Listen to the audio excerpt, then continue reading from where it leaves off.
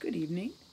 This is Mrs. Bloom coming to you, and I am going to continue the reading of Artemis Fowl by Eoin Colfer. If you remember in Chapter 1, Artemis and his manservant butler obtained a book of the people. And we don't really know a whole lot about the people yet. In fact, we're not really sure what the book is all about. So today I'm going to be reading Chapter 2, and we'll find out a little bit more about Artemis Fowl. Chapter 2, Translation. By now, you may have guessed just how far Artemis Fowl was prepared to go in order to achieve his goal.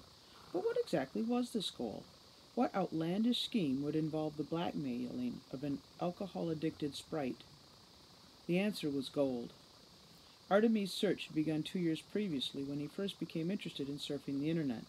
He quickly found the more arcane sites, alien abductions, UFO sightings, and the supernatural, but most specifically, the existence of the people. Trawling through gigabytes of data, he found hundreds of references to fairies from nearly every country in the world. Each civilization had its own term for the people, but they were undoubtedly members of the same hidden family. Several stories mentioned a book carried by each fairy. It was their Bible, containing, as it allegedly did, the history of their race and the commandments that govern their extended lives. Of course, this book was written in Gnomish, the fairy language, and would be of no use to any human.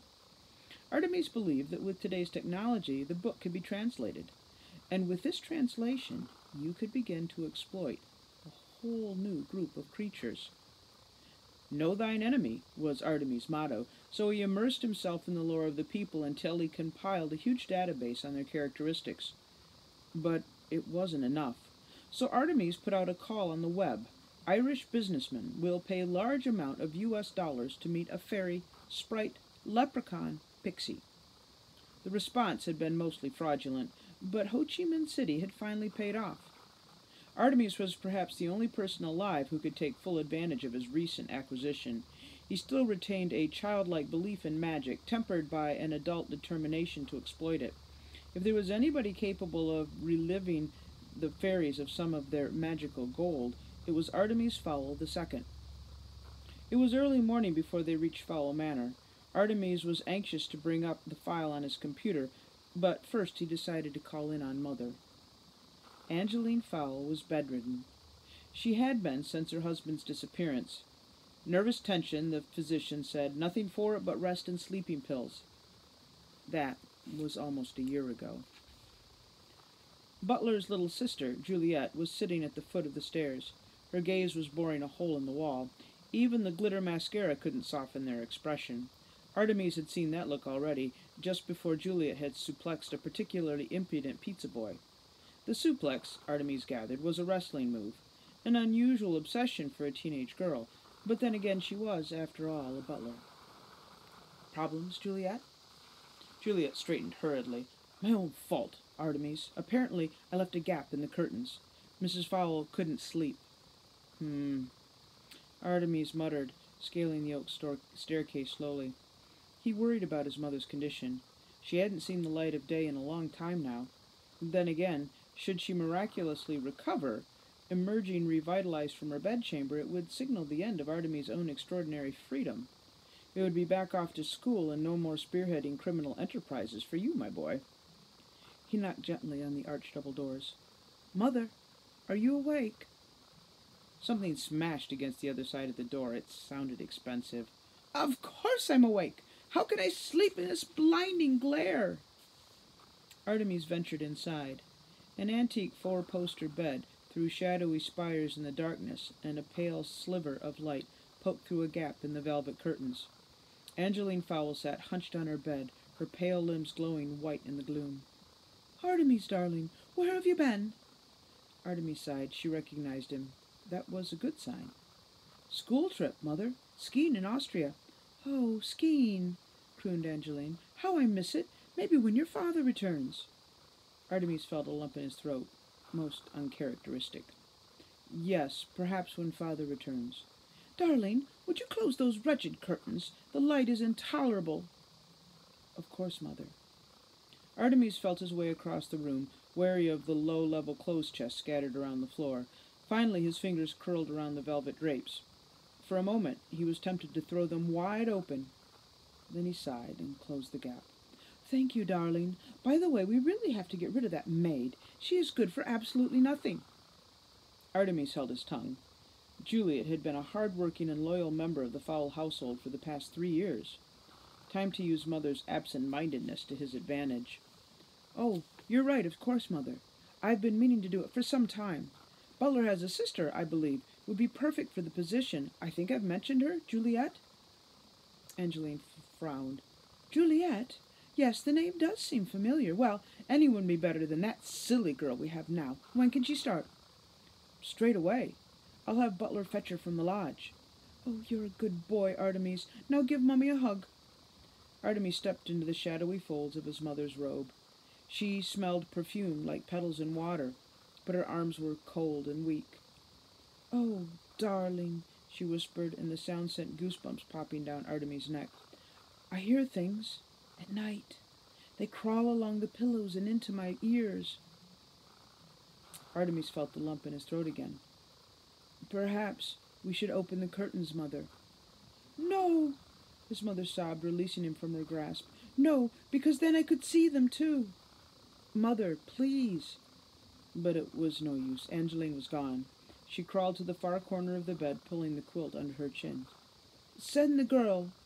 "Yes, Mother." "Send her with cucumber slices and water." "Yes, Mother." Angeline glared at him with crafty eyes. And stop calling me Mother. I don't know who you are, but you're certainly not my little Artie." Artemis blinked back a few rebellious tears. "Of course. Sorry. Don't come back here again, or I'll have my husband take care of you. He's a very important man, you know." "Very well, Mrs. Fowl. This'll be the last you see of me." "It better be." Angeline froze suddenly. "Do you hear them?" Artemis shook his head. "No, I don't hear any." "They're coming for me. They're everywhere." Angeline dived for the cover beneath the bedclothes. Artemis could still hear her terrified sobs as he descended the marble staircase. The book was proving far more stubborn than Artemis had anticipated. It seemed to be almost actively resisting him. No matter which program he ran through, the computer came up blank. Artemis hard-copied every page, tacking them to the walls of his study. Sometimes it helped to have things on paper. The script was like nothing he'd seen before, and yet it was strangely familiar. Obviously a mixture of symbolic and character-based language, the text meandered around the page in no apparent order. What the program needed was some frame of reference, some central point on which to build. He separated all the characters and ran comparisons with English, Chinese, Greek, Arabic, with Cyrillic texts, and even Ogham. Nothing. Moody with frustration, Artemis sent Juliet scurrying when she interrupted with sandwiches and moved on to symbols. The most frequent recurring pictogram was a small male figure. Male, he presumed, though, with a limited knowledge of the fairy anatomy, he supposed it could be female. A thought struck him. Artemis opened the ancient languages file on his power translator and selected Egyptian. At last, a hit. The male symbol was remarkably similar to the Anubis god representation on Tutankhamun's inner chamber hieroglyphics. This was consistent with his other findings. The first written human stories were about fairies, suggesting that their civilization predated man's own. It would seem that the Egyptians had simply adapted an existing scripture to their own needs. There were other resemblances, but the characters were just dissimilar enough to slip through the computer's net. This would have to be done manually. Even each gnomish figure had to be enlarged, printed, and then compared with the hieroglyphs. Artemis felt the excitement of success thumping inside his ribcage. Almost every fairy pictogram or letter had an Egyptian counterpart. Most were universal, such as the sun or birds, but some seemed exclusively supernatural and had to be tailored to fit. The Anubis figure, for example, would make no sense as a dog god, so Artemis altered it to read King of the Fairies. By midnight, Artemis had successfully fed his findings into the Mac. All he had to do now was press decode. He did so. What emerged was a long, intricate string of meaningless gibberish. A normal child would have abandoned the task long since. The average adult would probably have been reduced to slapping the keyboard, but not Artemis. This book was testing him, and he would not allow it to win. The letters were right, he was certain of it. It was just the order that was wrong. Rubbing the sleep from his eyes, Artemis glared at the pages again. Each segment was bordered by a solid line. This could represent paragraphs or chapters, but they were not meant to be read in the usual left-to-right, top-to-bottom fashion. Artemis experimented. He tried the Arabic right-to-left, and the Chinese columns. Nothing worked. Then he noticed that each page had one thing in common, a central section. The other pictograms were arranged around this pivotal area, so a central starting point, perhaps. But where to go from there? Artemis scanned the pages for some other common factor. After several minutes, he found it. There was on each page a tiny spearhead in the corner of one section. Could this be an arrow? A direction? Go this way? So the theory would be start in the middle, then follow the arrow, reading in spirals? The computer program wasn't built to handle something like this, so Artemis had to improvise. With a craft knife and a ruler, he dissected the first page of the book and reassembled it in the traditional Western language order, left to right parallel rows. Then he rescanned the page and fed it through the modified English translator.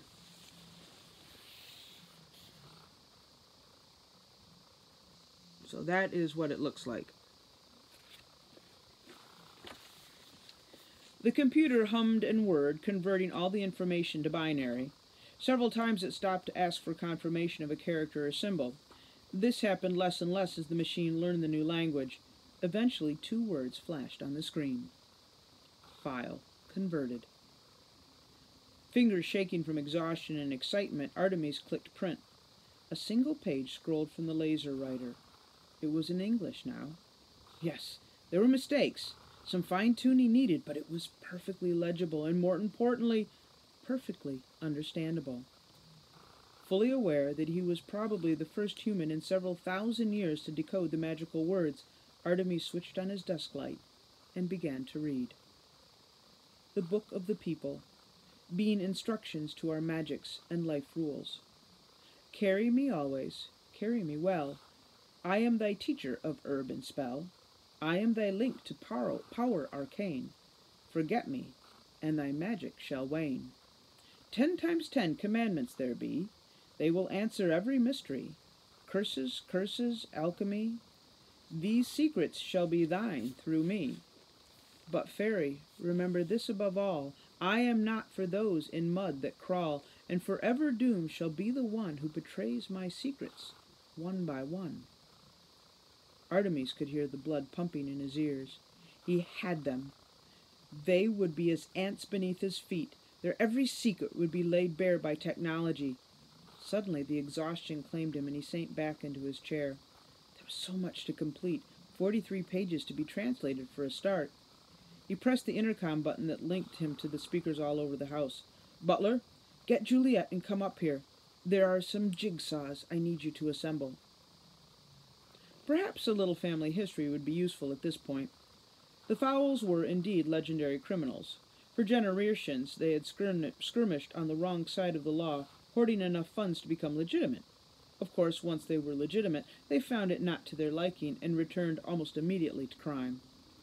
It was Artemis the First, our subject's father, who had thrown the family fortune into jeopardy. With the breakup of the communist Russia, Artemis Sr. had decided to invest a huge chunk of the Fowl fortune in establishing new shipping lines to that vast continent. New consumers, he reasoned, would need new consumer goods. The Russian mafia did not take too kindly to a Westerner muscling in on their market, and so decided to send a little message. This message took the form of a stolen missile launched at the Fowl Star on her way past Murmansk. Artemis Sr. was on board the ship along with Butler's uncle and 250,000 cans of cola. It was quite an explosion. The Fowls were not left destitute, far from it, but billionaire status was no longer theirs. Artemis II vowed to remedy this. He would restore the family fortune, and he would do it in his own unique fashion. Once the book was translated, Artemis could begin planning in earnest. He already knew what the ultimate goal was. Now he had to figure out how to achieve it. Gold, of course, was the objective. The acquisition of gold. It seemed that the people were almost as fond of the precious metal as humans. Each fairy had its own cache, but not for much longer if Artemis had his way. There would be at least one of the fairy folk wandering around with empty pockets by the time he'd finished. After 18 solid hours of sleep and a light continental breakfast, Artemis climbed to the study that he'd inherited from his father. It was a traditional enough room, dark oak and floor-to-ceiling shelving, but Artemis had jammed it with the latest computer technology. A series of network Macs worked from various corners of the room. One was running CNN's website through a DAT projector, throwing oversized current affairs images on the back wall. Butler was already there, firing up the hard drives. "Shut them all down except the book. I need quiet for this." The manservant started. The CNN site had been running for almost a year. Artemis was convinced that news of his father's rescue would come from there. Shutting it down meant he was finally letting go. "All of them?" Artemis glanced at the back wall for a moment. "Yes," he said finally. "All of them." Butler took the liberty of patting his employer gently on the shoulder, just once, before returning to work. Artemis cracked his knuckles. Time to do what he did best. Plot dastardly acts. And that's the end of Chapter 2. We'll see you guys tomorrow.